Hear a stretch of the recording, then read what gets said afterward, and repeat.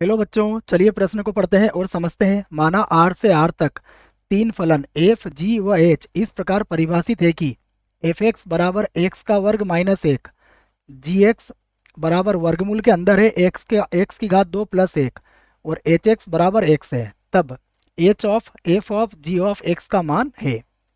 और हमें विकल्प दिया है। विकल्प ए में एक्स है, विकल्प बी में शून्य है, विकल्प सी में एक्स का वर्ग है और इनमें से कोई नहीं, विकल्प डी है हमारा। और हमें सही विकल्प का चुनाव यहाँ करना है।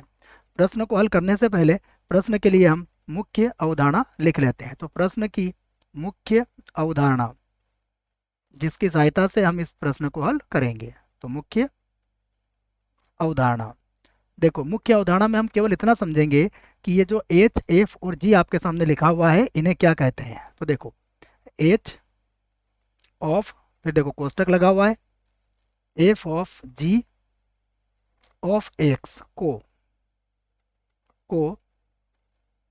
एच एफ तथा जी का संयुक्त फलन कहते हैं। संयुक्त फलन कहते हैं। फलन कहते हैं। ये हमारी मुख्य अवधारणा हो गई जिसे हमें ज्ञात करना है। उसके बारे में हमें जानकारी होना चाहिए कि यह एच एफ और जी से बनने वाला एक फलन है। अब देखिए हमें जो दिया है उसे लिख लेते हैं। सबसे पहले हमें दिया है एफ एक्स और ये सभी आर से आर में परिभाषित है, ये याद रखना है हमें। इसका मान दिया हुआ है एक्स की घात दो माइनस एक। उसके बाद जी एक्स, यह दिया है वर्गमूल एक्स की घात दो प्लस एक।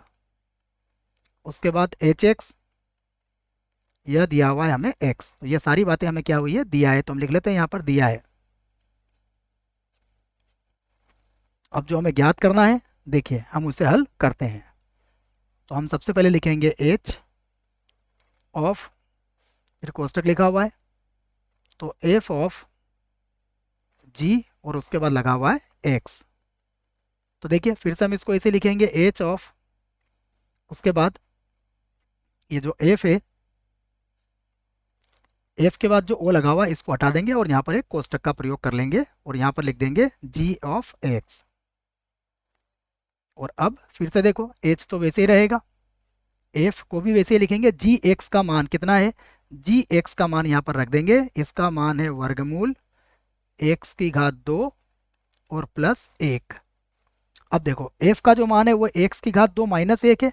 अब यहाँ एक्स की जगह पर हम कितना रख देंगे, वर्गमूल के अंदर एक्स का वर्ग प्लस एक। तो मैं इसी बात को यहाँ पर लिख देता हूँ, देखिए तो बराबर एच तो वैसे ही रहेगा।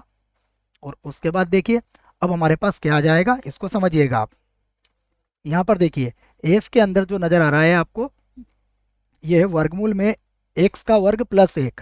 तो इसको हम कहाँ रखेंगे, एफ एक्स की जगह पर। मैं इसको सबसे पहले आपको यहाँ पर समझा देता हूँ तो और अच्छे से आपके समझ में आ जाएगा। देखो एफ एक्स का मान कितना है हमारे पास, एफ एक्स का मान है हमारे पास एक्स की घात दो माइनस एक। अब आप समझिएगा कि यदि मैं एक्स की जगह पर कितना रखूं, वर्गमूल एक्स की घात दो प्लस एक रखता हूं, तो यह मान कहां पर जाएगा, इस एक्स की जगह पर जाएगा।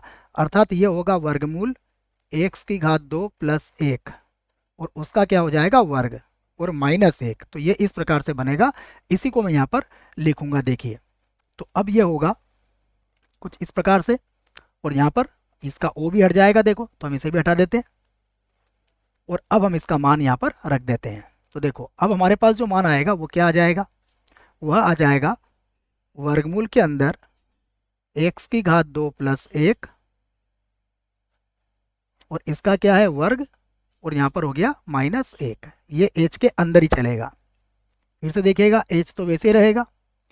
यदि हम इसे हल करेंगे तो वर्ग से वर्गमूल हट जाएगा, यहाँ पर क्या होगा एक्स स्क्वायर प्लस एक और माइनस एक। फिर से देखिए इसको आगे हल करते हैं तो एच फिर से वैसे ही रहेगा, तो एच को तो वैसे ही रखते हैं। अब एक से एक कट गया तो यहाँ पर कितना मिला हमें, एक्स की घात दो मिल गया। अब आप देखिए एच एक्स आपको कितना दिया हुआ है, ये दिया हुआ है एक्स। इसका अर्थ ये हुआ कि यदि मैं एक्स की जगह पर एक्स की घात दो रखता हूँ तो इधर भी कितना हो जाएगा, एक्स की घात दो हो जाएगा। अर्थात इसको हटा के मैं क्या लिख दूंगा, एक्स की घात दो। तो ये हमारे प्रश्न का उत्तर है। अब हम विकल्प देख लेते हैं। तो विकल्प में देखो, विकल्प ए हमारा गलत होगा, विकल्प बी हमारा गलत होगा, विकल्प सी हमारा बिल्कुल सही होगा। यही हमारे प्रश्न का उत्तर है, विकल्प डी भी गलत होगा। आशा करता हूं बच्चों आपको इस प्रश्न का उत्तर समझ में आया होगा। धन्यवाद।